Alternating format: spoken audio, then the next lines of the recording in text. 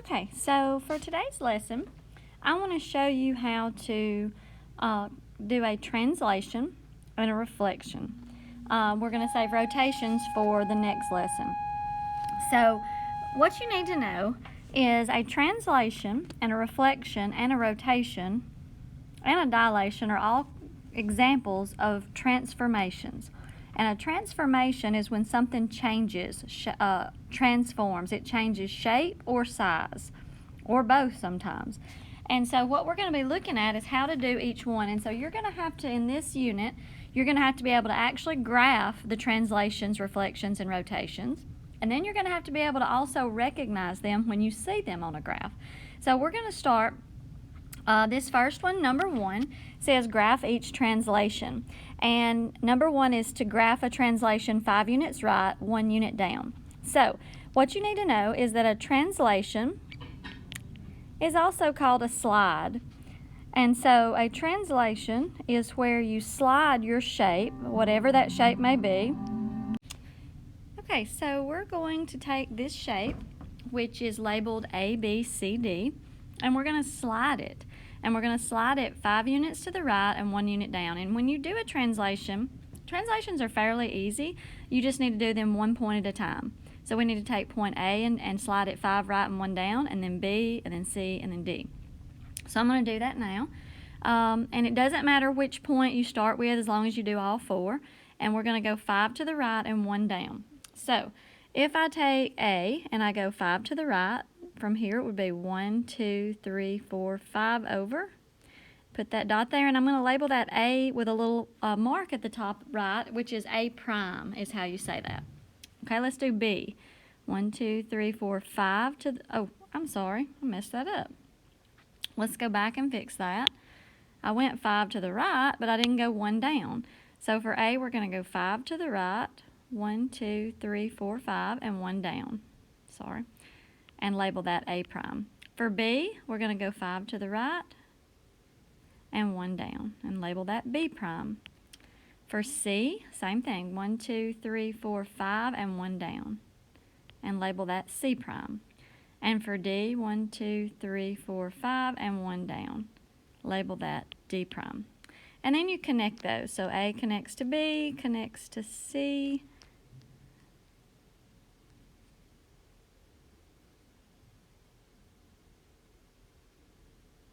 connects to D, and then back up to A. So my shape is A prime, B prime, C prime, and D prime, and I have graphed the translation. So that is how to do a translation. The second thing we're going to do is graph reflections. Reflections are also fairly easy. Reflections are what we call flips. So we're going to take the shape. In this first one, we're going to label this A, B, C, and your shapes will be labeled for you when you get them. We're going to take this shape and we're going to flip it across whichever axis that it gives us. So if it tells us to flip it across the y-axis, then you know that running right down through here is your y-axis. So we'll take the shape and we'll flip it across to the other side. It's on the left side of the y-axis, we will flip it to the right side. If we were going to reflect or flip across the x-axis, then you would flip up or down, depending on which side it was on. So I'm going to take number 3 here, and I'm going to flip this across the y-axis. So I've drawn my y-axis with a red line, and I'm going to take each point, A, B, and C, and flip it across and mirror it on the other side of the axis. So it's a mirror image. So let's take, for example, I'll start with point B up here. Point B is 1, 2, 3 blocks away from the y-axis. So we're going to flip it on the other side and go 3 blocks away as well, and that would be point B prime.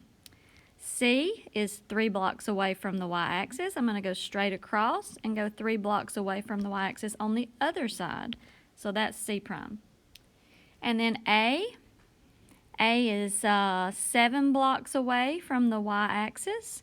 So I'm going to go straight across on the other side, 7 blocks away from the y-axis, and that's A prime. And then I'm going to connect my dots.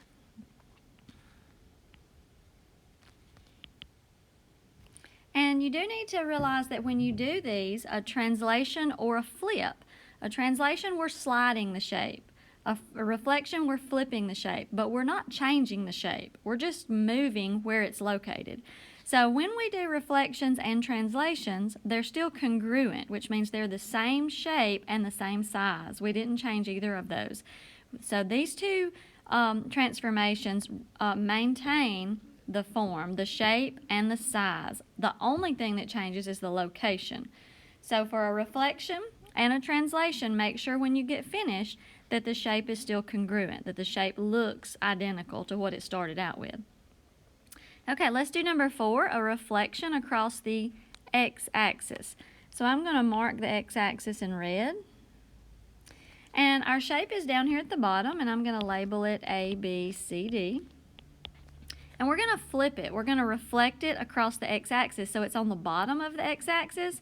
We're going to flip it and put it up here at the top. So every point does the same thing, a mirror image. So point A is 3 blocks below. It's going to go 3 blocks above, and that's A prime. Point B is 3 blocks below. It's going to go straight up 3 blocks above, and that's B prime. C is down here 6 blocks below, so it's going to go 6 blocks above, and that's C prime. And D is also 6 blocks below, so you're going to go straight up 6 blocks above, and that's D prime.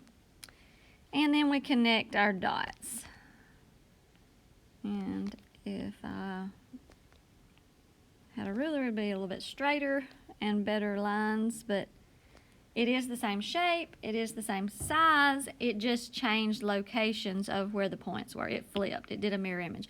And on a reflection too, if you took your piece of paper and you folded it on the axis, those two images, the points would line up. And that's another characteristic of a reflection. So that is how you do a reflection and a translation. And I'm going to let you, for tonight's assignment, I'm going to let you practice those a little bit and see if you can do those. And then we'll look at rotations tomorrow.